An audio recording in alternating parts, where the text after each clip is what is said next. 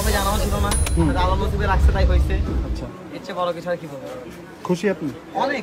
আচ্ছা, ও ডেলিভারি যাবে কবে? 11 তারিখ ইনশাআল্লাহ। কোথায় যাবে? ধানমন্ডি 8। 12 লাখ টাকার ছাগলকাণ্ড দিয়ে আলোচনায় আসেন এনবিআরের সাবেক কর্মকর্তা মতিউর রহমান ও তার পরিবার।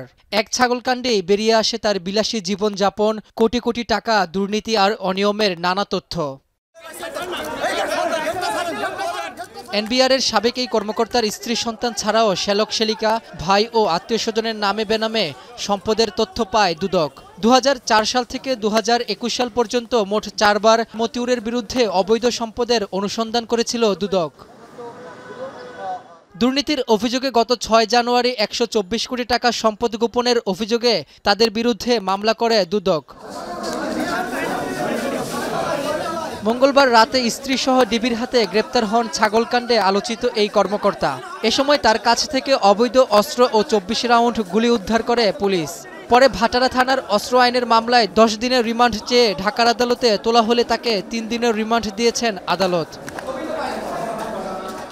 শুনানির সময় আদালতের কাছে রাষ্ট্রপক্ষের আইনজীবী বলেন, শেখ হাসিনার মদতপুষ্ট থাকায় অল্প সময়ে ব্যাপক অর্থ সম্পদের মালিক হয়েছেন তিনি। ফ্যাসিস্ট হাসিনা তাকে তার কাজে কর্মে সন্তুষ্ট হয়ে তাকে এনবিআরের সদস্য করা হয়। যে পরিমাণ রাজস্ব তারা বেহাত করেছে এবং সরকারের মদতপুষ্ট যারা ছিল মন্ত্রী, এমপি, তাদেরকে বিভিন্নভাবে এই রাজস্ব ফাঁকি দেওয়ার বিষয়ে সহযোগিতা করেছে মতিউর রহমান।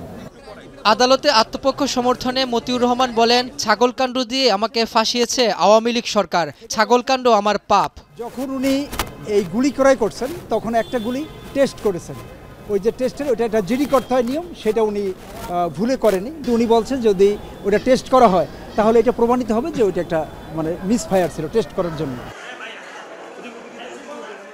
এছাড়া এদিন দুদকের মামলায় তার প্রথম স্ত্রী সাবেক উপজেলা চেয়ারম্যান লায়লা কানিজকে কারাগারে পাঠিয়েছেন আদালত।